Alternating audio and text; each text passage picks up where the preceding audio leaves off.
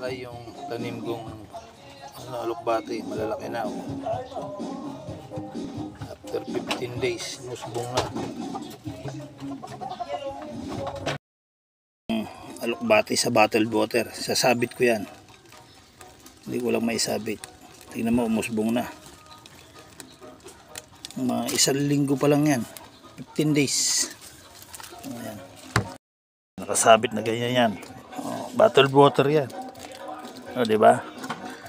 Ganyan lang gawin nyo sa backyard nyo kung wala kayong mapagtaniman ng maayos. O, musbong na. Next week pwede na talbusin yan. O, di may gulay na.